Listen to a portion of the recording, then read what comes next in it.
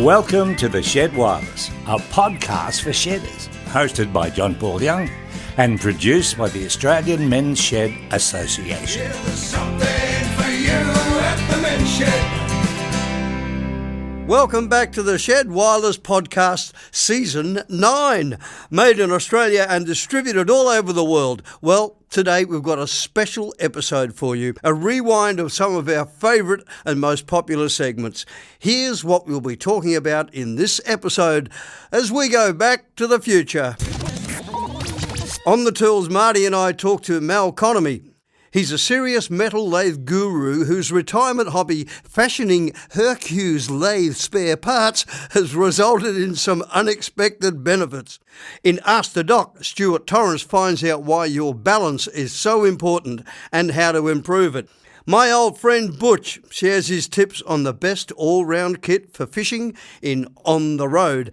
Our special guest today is Aussie country music magnate John Williamson, who I caught up with a little while ago, and we shared a bit of nostalgia. And finally, in Nailed It, Rip Woodchip muses about staying social. Okay, let's get into today's Shed Wireless. G'day, this is Michael Caton. You're listening to The Shed Wireless. Find us on YouTube or wherever you get your podcasts.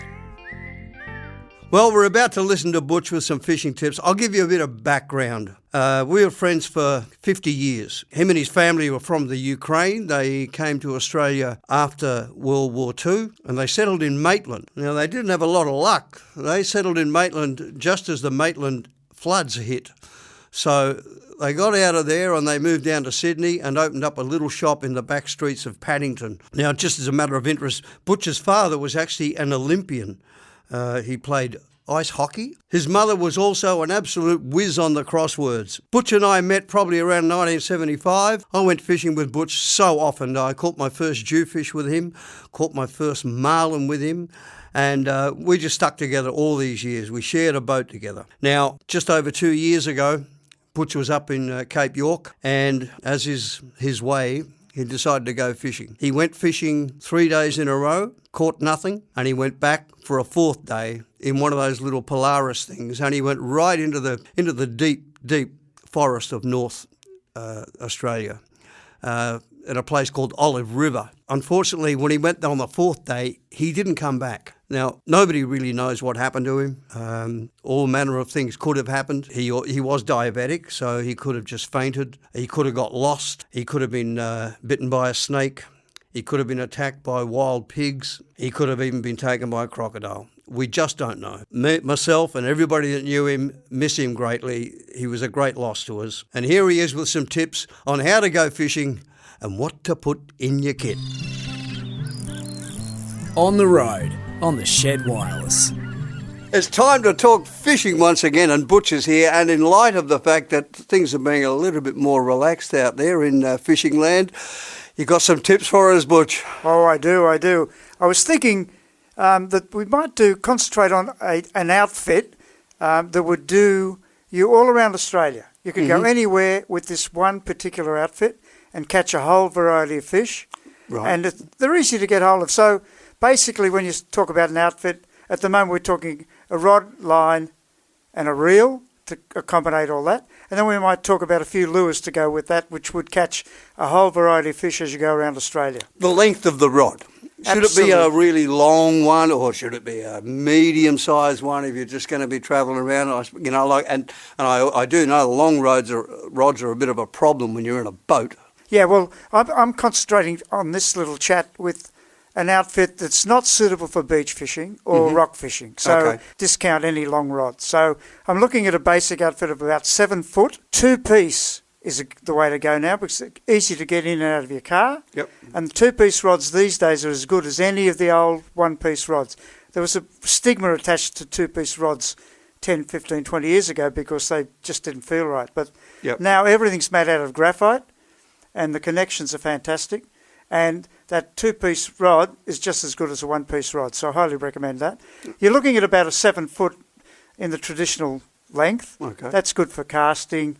You could use it for bait fishing or whatever. But that 7 foot is good for boating, for kayaking, fishing off the bank, wading, So it's an all-purpose outfit. Okay. So we're looking at a 2 to 4 kilo is sort of the basic rod you would want. Mm-hmm. And every rod manufacturer now puts a label on the side.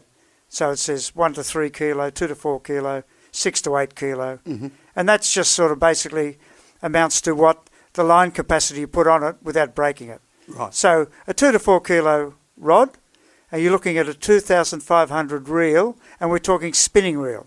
Now, 2,500, is that a standard thing, like no matter which manufacturer? Yeah, that's a good point, but most of them go with the 2,500. Okay. So I've got a 1,000, the next step up is a 2,500, then you've got a 4,000, a 6,000. Right. Some manufacturers give you a slightly different number attached to it, but generally if you go to a tackle shop and you ask for a 7-foot rod with a 2,500 reel, the guy will know exactly what you want. And that's an egg beater? An egg beater. Yep. Egg beater. Because what's happened now, John, back in the day, the egg beaters were a bit ratty. I mean, there used to be really good ones, like Mitchell would make them, Yep. but some of the others were awful, and they didn't stand the salt water treatment that we give them. Mm-hmm. Now, these days I'd be happy to use just about any reel off the shelf and use it for years and not have a single care. They've all got these ball bearings in that are salt water sealed. Right. So back in the day, we'd get salt water in there. The bearings would fail. Mm. But now, no. The drags systems are very good, and they're very waterproof and everything else. So now, what about the line that you'd use? Would you use braided line or just nylon? What's the story there? Yeah. So I'm going to concentrate mainly on lure fishing today, but you can still use braid on bait, but you do need to attach a little bit of a leader to it. So braided line is usually coloured bright yellow, bright green, so the fish can see it. Mm-hmm. So towards the end of that line, about 1 metre, you want to put a metre of what they call trace on the end. Is that just normal monofilament? Yep, monofilament, okay. 12 pound. So I typically use 10 pound braid. And the reason for using braid these days is because it's very thin for its strength. Mm-hmm. It casts like a bullet, and it doesn't have any memory. Remember nowadays you have the lines on your spool for... Exactly. And the next time you used it, it would come out like a corkscrew. Yep. You used to have to drag it behind the boat, try and straighten it out. Yeah. I know. So braided lines are dead flat. They haven't got a memory, as they call it. Very strong for their diameter. And you can put a whole lot more on your reel if you want to. I usually just put 150 on top of some nylon underneath.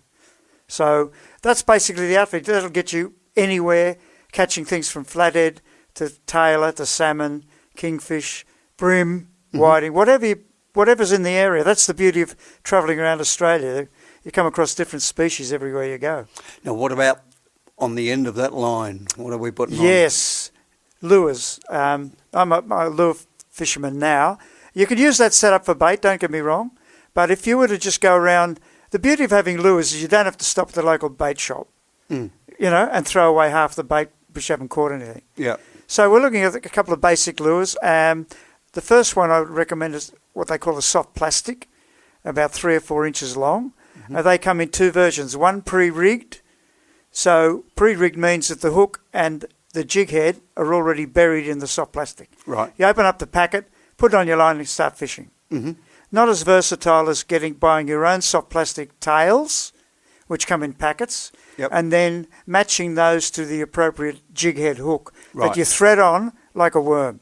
And any tackle shop will show you how to do that. Okay. And that makes it more versatile because the jig head, the weight on the jig head is determined by the depth of the water you're fishing, the current and the wind, and whether you're drifting or anchored or whatever. Yep. So you can change your own jig head, whereas the pre-rigged ones, you're stuck with that jig head.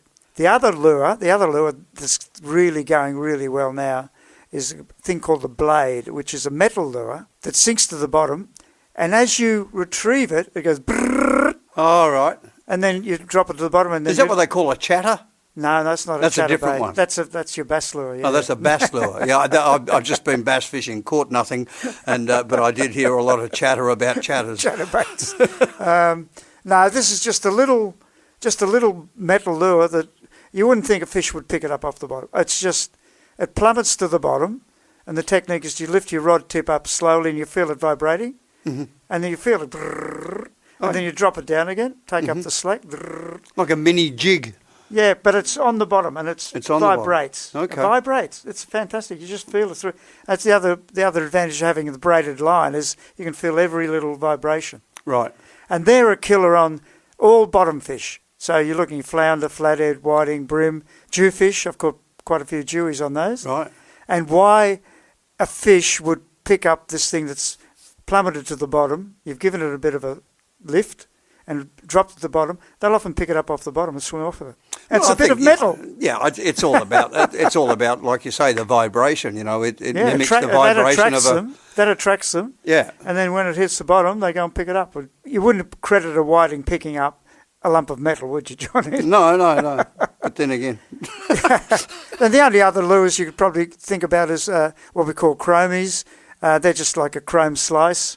Like back in the day, we had the Abu Tobis. Yes. The chrome lure, just for tailor and surface fish like that. Now, what about that Vibralicious I was using? The Vibralicious, the one you put all the brim on. Yeah. Well, now, is that? That's a similar thing to the blade. To the blade, because it vibrates. Remember, you were lifting it, you could feel it vibrating. Yeah. The difference is that's just a soft plastic version of the blade. Oh, okay.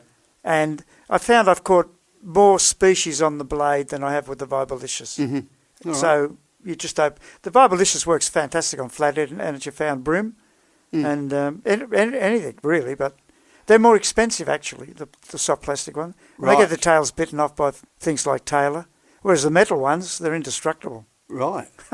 Forever fascinating to watch, especially when you're not catching fish. Yes. You know, just watching the movement of these things through the water is incredible. It is. And I get sucked in, obviously, more than the fish does because I didn't catch any. What were you using when you were fishing? Well, a combination. Using that one that you were talking about that comes up off the bottom. Yep. But also the surface lures. You know, the ones that mimic cicadas. Yeah. I mean, it's like a little paddle steamer. Yeah, paddler. Yeah, they're spectacular when the bass are on the surface, but unfortunately this time of the year they're not hunting cicada. See, the paddler's supposed to mimic a frog or a cicada that's flapping around, that's hit the bottom, hit the water. So we've got other ones that's shaped just like a cicada. The lure, you could swear was a live cicada. That's how it's got the wings and everything. Yeah. And you just tweak that along. And that's the most spectacular way to catch bass is on the surface. Fantastic. Yeah, so looking forward to it. But it's usually when you start hearing cicadas, that's the time to go bass fishing. Yes, well, you see, I never heard one when we were away. No, they're not so just pay attention to Mother Nature and it'll give you the clues. And then when the grasshoppers are jumping in the water, that's another time when you get a lot of grasshoppers in the grass. All right, well, there's a bit of a clue as to what to take, what to put in the car when you're going to go for a drive, and you never know what you'll get. I've always got my outfit, so to speak, in my car 24/7. Yep. And always keeping an eye out for the birds or a likely-looking beach or something. Yep. And it's amazing how many times I've just gone down there, put a lure on, cast it out, and 3 or 4 casts later got a flathead. So fabulous. All right, we'll speak to you next time, Butch. Thank you very much. Okay. Bye-bye. Talk to you soon. Bye. Bye.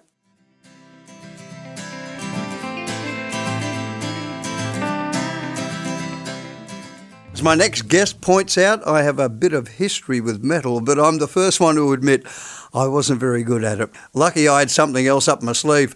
But Mal Conomy is somewhat of a metal lathe guru. In fact, what started out as a retirement project has become a passion, and now Mal is busier and perhaps I could say even happier than he was in his working life. And also, after you listen to this, Mal is also interested in hearing from other shedders because he needs some help to help make spare parts for these Hercus metal lathes. So if you think you're up to the task, let us know at theshedwireless@menshed.net. On the tools, on the Shed Wireless, with John Paul Young. On the tools, we're taking a look at a machine with a rich history that's become a real passion for a lot of shedders. It's the metal lathe. And we're about to meet a bloke who knows a thing or two about them. And I'm also joined by Marty Lease from the Australian Men's Shed Association. So there's myself and Marty and Mal Conomy. G'day, Mal. How you doing? Good, thanks, John. How did you come to be interested in metal lathes? Where did all this passion start? A bit of an accident, actually. Okay. I always wanted a small metal lathe in my workshop at home, and I picked up a little Hercus lathe, which is an Australian-made thing, and in about 1,000 pieces. And I proceeded to restore it, and I discovered fairly on in the piece that parts for them were pretty hard to find. So after I finished that project, I knew I was coming up for retirement, so I thought I'd make this a little project for the rest of my life. And what did you do before? I was a surveyor. I wish I knew more about those theodolites and all that sort of stuff. Were you out on the field or were you in the office? In the field. Oh, okay. No, you know more about metalworking than I do. You've bet a few bits of sheet metal. Yes, that's right. Well, I'm not a metal worker, Mal. I'm a chippy. I'm a wood butcher. So metal is far from my forte, and metal on metal sounds scary to me. All I know is it's very noisy to me. But mate, I'm told you know exactly how many of them are manufactured in Australia, and you started a bit of a register a few years ago. Is that right? Oh, well, I deal with basically one brand of machine, although it's common to several others as well, parts anyway. But that's the Hercus lathe. It was made by F.W. Hercus in South Australia. And they made about roughly 21,000 of them. 21,000. Now, what's the history of it? Well, the company was actually 100 years old last year. They actually started making a different style of machine in the 20s. And then at the start of the Second World War, because we didn't have much up in the way of production, there was a tender put out for someone to copy an existing American machine, a South Bend lathe, which was what they wanted in the small arms factories. And Hercus won the bid, and they copied the American lathe and started producing it for the war effort. And they actually produced a very large percentage of the small machine tools for the Second World War. Yeah, I have a good friend of mine who worked at the Lithgow Small Arms Factory, so I'm assuming that would have been the machine he would have been using. Oh, the South Bends or Hercuses, and there was another one, Sheraton, made by George Sheraton in Melbourne. There are actually about 44 odd clones of the South Bend 9-inch lathe, which were manufactured all over the world, and a few of them in this country. But Hercus, I think, is probably about the biggest. So why are you so passionate about these machines, Mal? What is it? I think I do everything at about 120%. I think that's all it is. Whatever I take on, I tend to go overboard with. There's no real rationale for what I do. If you look at it from a common sense point of view, there's no point, you know. So you're in Holbrook. Yeah. Where that wonderful submarine sits in the street. Yeah, funny thing about HMAS Otway, I used to pass it on my way to school at Neutral Bay. Well, there you go, eh? And it's followed you all the way down to Holbrook. Yeah, it has. Yeah. So do you still get on the lathe a little bit yourself, or? Well, I manufacture parts, spare parts for these machines, so yes, I do. I've got quite a few lathes. It's a full-time thing for me, really. It's a hobby, but it's a pretty much 24/7 one. I'm really the owner. Retirement's out of the question? Yeah, retirement's a little busier than my working life, yes. Is this a surprise to you, Malcolm, that it's turned out this way? Oh, look, when I originally took this on, I knew I had retirement coming up in a couple of years, and I thought this should be good for keep me busy a couple of days of the week, keep me out from under my wife's feet and keep me a bit sane. But I had no idea it was going to get this busy. It was all a bit of a shock. But it's like the saying is, if you do a job you like, you never work a day in your life, and this is pretty much like that. I consider myself lucky. I mean, I've got a lot of good friends. I've made lots of acquaintances doing this. We have thousands and thousands of Hercus owners over the country and over the world, for that matter. And I converse with people, as you've discovered, with the ringing phones several times, multiple times a day. But I could spend 2 hours on the phone talking to some of the owners, you know.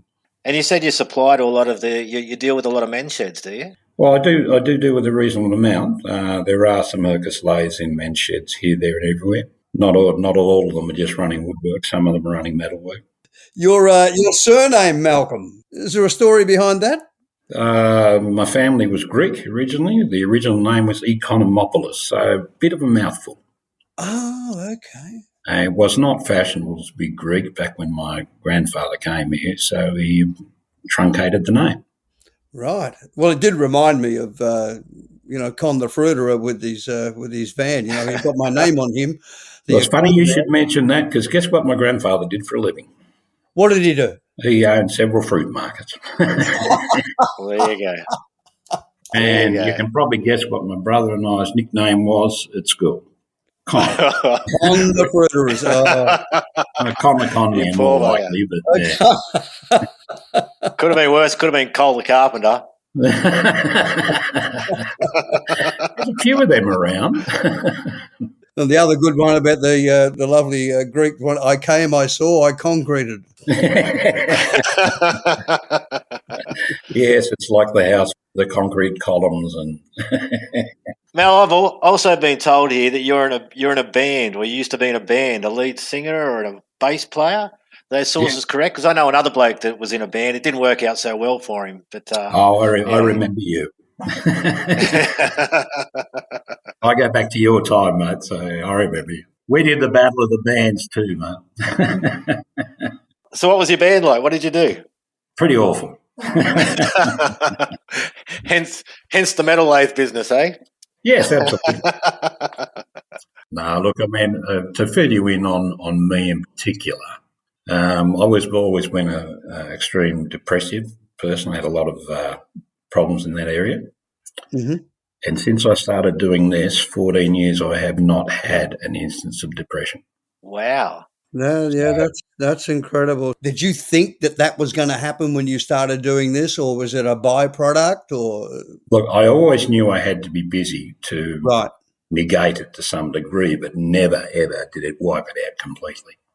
Idle hands are the devil's workshop, mate. So keeping busy does help. The idea that we have, so many old tradesmen, fitters and turners, carpenters, in my case, all metal related, but tool makers, these sort of people who are stuck at home in retirement, fed up watching the TV when they could be out there doing something that would be a lot better for their mental health. Yeah. It's great to hear success stories like that, and especially you knew that being busy was going to help, but it sounds like it banished it by the sounds of things. Oh, it has. Yeah, it's basically disappeared from my life altogether. Beautiful story. Is that one of the reasons you don't want to give it up? I just like doing it. That's as simple as that. That's great. Creating something, because we're constantly creating new parts for these machines as we expand the range, but so every day you're doing something new. So it's never the same. And as we discussed, like JPY and I did one on timber lathes or wood lathes a while ago, and there's something very cathartic about being on a lathe. And you see these videos on YouTube, the satisfying videos, and you see just the metal, the schwarf coming off and things like that. It's very satisfying to watch. And you're talking about the therapeutic effect. Absolutely. Isn't it though? Isn't it? Yeah, it is. No, well, I've got some old-fashioned cam automatic machines, pre-CNC, and to watch them, they just go ka-thunk, ka-thunk, ka-thunk, ka-thunk all day. You can just watch them, and you can get quite engrossed looking at them. I think I've got a new job for you, Malcolm. I think while you're hearing that ka-thunk, ka-thunk, and you used to be in a band, you could write a song with that. Well, I just talked to my son actually not long ago, who's into writing songs, and I'm sort of trying to organise a bit of equipment to have a lash at it again. I think it's a great idea. Could be the Shed theme song. You never know. Yes, I think one of the biggest hits of the Bee Gees they wrote to the humming engines of a 747 on an ultra long haul flight. So there you go. Well, there you go. Well, Malcolm, thank you very much for your input. It's been really fantastic, and thank you, Marty, for joining in. Thank you. Thanks very much, guys. Thank you. See ya. Got a question? Ask the doc. Professor Rob McLaughlin from AMSA Partners Healthy Male. Thanks, JPY, and welcome everyone. My name's Stuart Torrence. I'm the Men's Health Project Officer for the Australian Men's Shed Association. We're joined today by Professor Rob McLaughlin, the Medical Director of Healthy Male. How are the things in your world, Rob? G'day, Stuart. I'm very well. How are you doing? Fantastic. Rob, what are we speaking about today? Well, this topic came up today really in response to a note we got from one of the shedders who said that a couple of years ago at our shed, we had a local physio come and talk to us about the importance of maintaining one's balance in later life. I think he's talking about physical balance, not any other sort of balance. And he suggested that an exercise where you stand on one leg at a time, which keeps the tendons and muscles in tune because they're the major performers in one's balance. And then he went on to say that when you're confident to do that, and both are working well, try standing on one leg and closing your eyes, but make sure you do that in a narrow passageway or near a counter so you can grab onto it in case you start to topple over.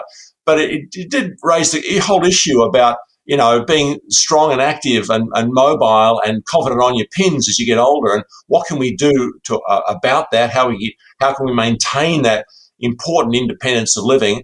And what could possibly go wrong? And what should we do about it? He's got a really good point there because getting into my 60s.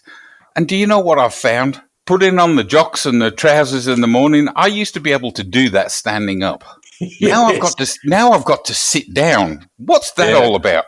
I'll tell you what we'll do. We'll bring in Andrew Compton, accredited exercise physiologist for Better Health Matters.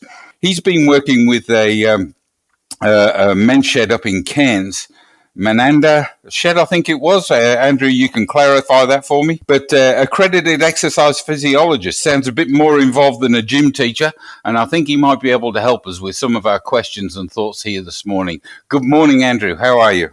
Good morning, Stuart. Good morning, Rob. Can you tell us a bit about the program you ran up at the men's shed? Yeah, we're currently running a program set up by the federal government called Exercise Rights Through Active Ageing, and it's aimed at people over 65 and getting them more active, especially in the country. And we're currently running it with the guys in the Malanda men's shed, and we've got about 5 gentlemen doing it at the moment. Fantastic. Because balance is always difficulty. My father's in his 90s. And I know if he has a fall, his bones are getting brittler and so on. So it's a great concern. And we'd like to know that he's all right to get from place to place, and balance has a lot to do with that. Can you tell us a bit more, Andrew, about exercise, aging, and the like? Okay, so basically, your balance is one of the most important ones you want to keep. And there's a few statistics floating around at the moment. 1 in 3 community dwelling adults over 65 will experience a fall in Australia.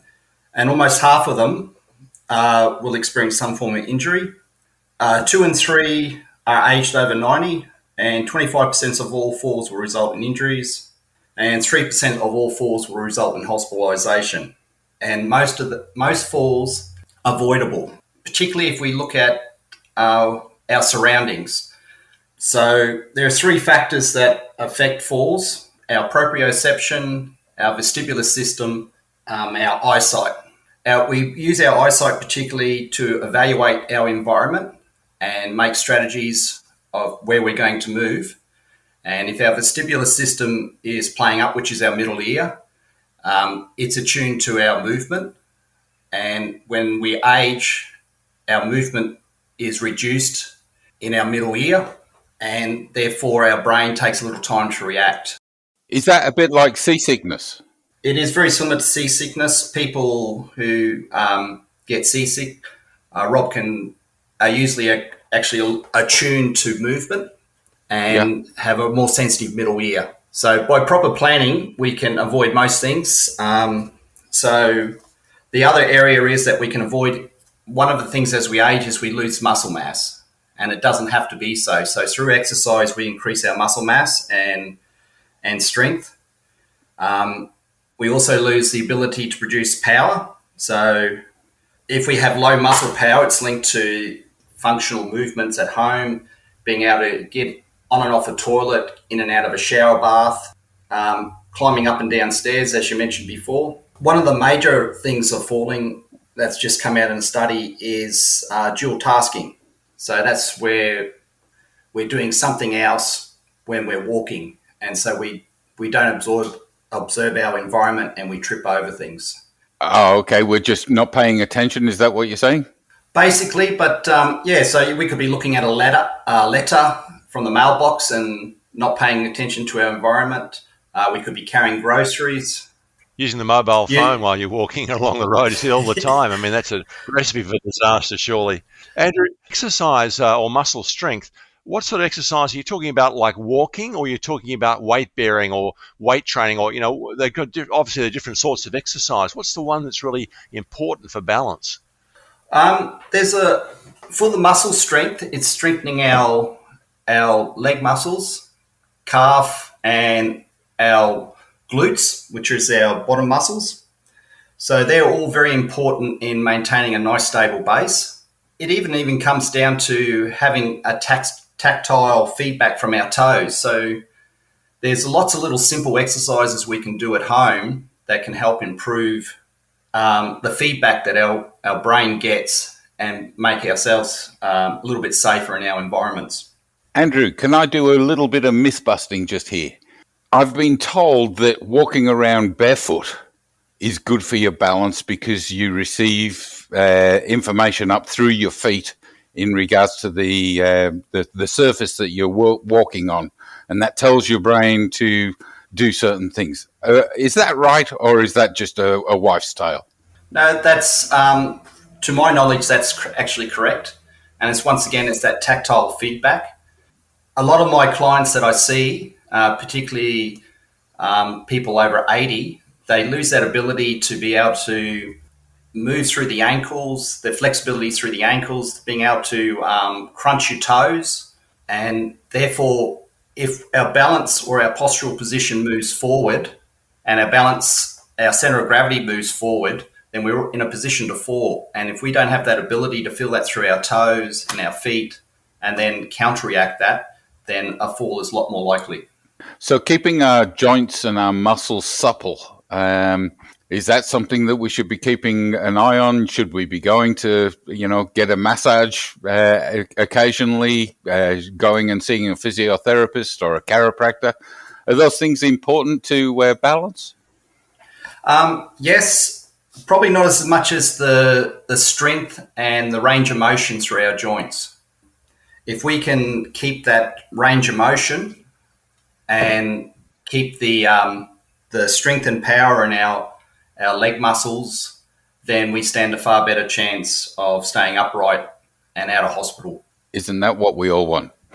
Yes. Andrew, Rob, thanks very much, fellas, for joining me today. It's been a very interesting topic. I hope all our shedders are well exercised and strengthened, eat well, and do wonders for their health, prevent some falls. And I think it's really important that if we could get some exercise programs into the sheds, that would be wonderful, because I think a lot of our members would benefit from it. Yeah, Andrew, is there, like you were talking about simple exercises like, deep knee bends, holding onto the bench, or standing up on your tippy toes, all that kind of, is there a resource that people can access, or can the shedders refer to a website or a little YouTube or whatever for some good, basic, safe exercises? I mean, I would stick to your more reputable sites like the Harvard.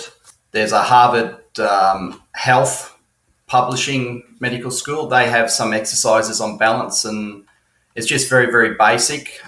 The main things is what we call sit to stands. They're very important. This is something you can just do at home, is standing and rising from your chair and then sitting down without using. That's what I meant. Andrew, Rob, thanks very much for joining me again this week on Ask the Doc, and we'll see you all again next time. Cheers now. Today's special guest is a man who knows the importance of us blokes having a shed. In fact, he even wrote a song about it. Now, if you haven't guessed it, I caught up with Aussie country music superstar John Williamson. As you can imagine, John and I have run into one another a few times over the 50 years we've both been on the scene. So we got into some reminiscing all the way back to childhood. You were raised in the Mallee, John? Yep, in the Mallee, in a little town called Quambatook in northern Victoria in the Mallee. And even though we lived in the town, my dad and uncle were partners. They had blocks of land all around, so it was easier for us, much more convenient for us and my cousins to live in town. It was like the centre of where our farms were anyway. Doesn't Molly Meldrum come from Quambatook? Yeah, well, he wasn't born there. You know, like I was there right from, I was born in Kerrang, but that was only 26 mile away. And then so Quambatook's my birth town. But Molly, I think he came from Cobram or something like that originally, but he was only a kid when he came to Quambatook, yeah. Anyway, more about you, John. When did music enter your life? My mum and dad both being farmers, but they loved music and they loved the musicals and stuff like that, and they both loved singing. So they had their voices trained by a teacher in Kerrang. So they did a really good job with what they did. They used to sing duets as well as, and Dad was solo. Mum would never go solo, but any local productions in Kerrang, Swan Hill, or that, they'd be in it like Flynn, and Dad played banjo in the local band in Quambatook whenever they put on a kitchen tea or any excuse for a dance. The town hall was down the end of our street. So, and he taught me to play the ukulele because he had his banjo tuned the same as a ukulele. So it was easy for me to go onto guitar, which is tuned the same, basically. Sheds. You got the shed? You got a big shed by the sounds of it? Yeah, I've probably got the best shed in the country, mate, as far as a thing for a man to have fun in, because I actually do concerts in the shed. But I've been collecting Australiana and all sorts of curious things over the years, including old Holdens. And even though the shed is 20 metres by 20 metres and 6 metres high, there's no room in the walls to put anything anymore. I got a workshop in there as well, and I've collected quite a lot of old hammers and stuff like that because I enjoy going on the road and calling into any junk shop or antique shop that I see, so old saws and all sorts of things, Are people flabbergasted when you walk in and, of course, you recognise every time? No, I think I've got a bit of a reputation for collecting things. They've usually seen me before. You're a regular. Yeah, a regular, yeah. I mean, I've been on the road nearly 52 years, so, but you never know what you're going to find, It's that Australiana is harder to find now than it used to be, but, I've got one wall covered in cartoons of my song, The Crocodile Roll, which I sang it on Ray Martin's show years ago, and Benier, I think the artist name, Benier, who I think he did cartoons for one of the big papers. And it was The Crocodile Roll, which was a bit of a take on Joe and Flo. They were the ones that, it was Flo that got taken and Joe was going to shoot the crocodiles, And so I've got that in one wall, so that kind of thing. I've got big signed Guernseys and things by our hockey club and the Wallabies and, all sorts of stuff that I've collected. I've got stuff signed by our test team because I've sung for all these things, So how do you keep all that sort of stuff neat and tidy? Is that a mammoth dusting job? Oh yeah, it drives Meg mad, but it doesn't bother me. I think it's part of the atmosphere. You got to wipe a few spider webs down before they come in, but that's why the shed is so interesting. It's not only is it got so much things for people to look at. I do about a 2-hour show, just one weekend a year, just two days.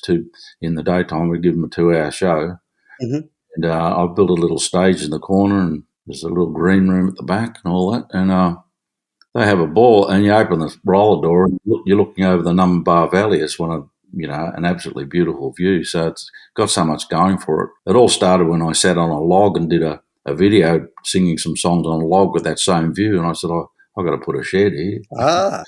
That's been a while back now. Oh, wow. About 14 years ago, I think it was.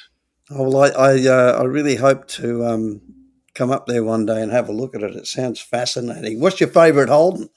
Probably my 51 FX ute. It's a cream. Utes are rarer because they've been knocked about a lot on farms and that, and a lot of them didn't survive. So it's a cream. But I've also got a FJ yellow cab. I bought it years ago, and it was originally a cab, apparently. It's got the bar around the back, that's held onto the back seat. and kids used to break their teeth on it apparently before seatbelts were invented. So it's the Willow Shed, because I call the shed Willow Shed. Yep. And the taxi is the Willow Shed courtesy car. If I got a mate coming to see us, I'll go down to the airport and pick them up in the yellow cab. It's fun. Oh, wow. So that's great. They all still drive, and you still move them, you still drive them around every now and again, keep them up?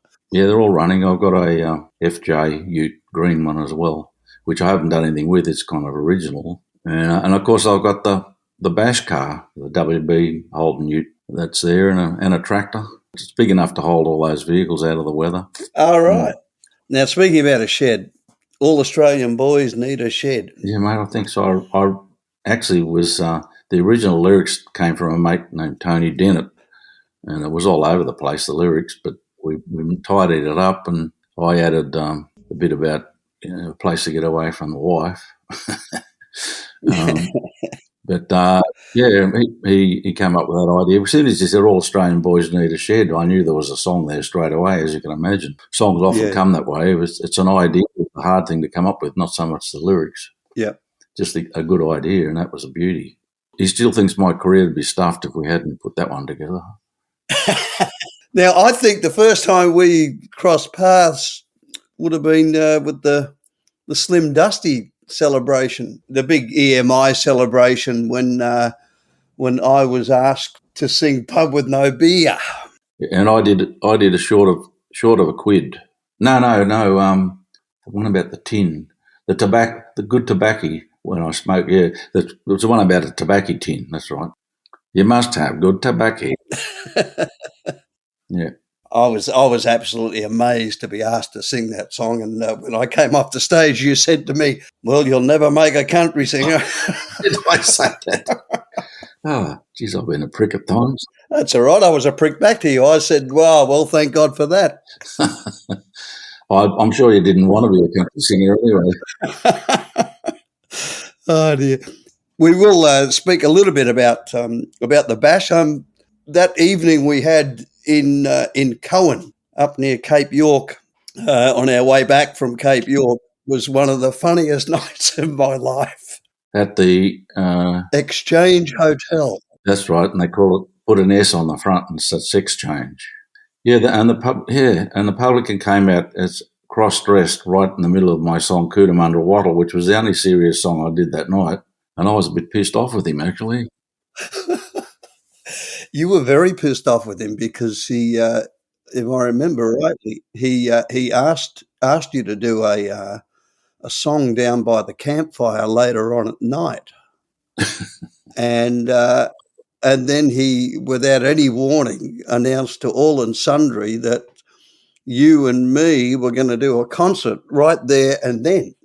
You've been in the game a long time too, and there's nothing worse than someone jumping on stage or trying to steal it or get in front of you, or like you do a Christmas show or something, that's a bloody clown or Santa Claus walks on stage or something. There's nothing shits you more, eh? Yeah, you can't compete with Santa. Yeah, or what's that giraffe?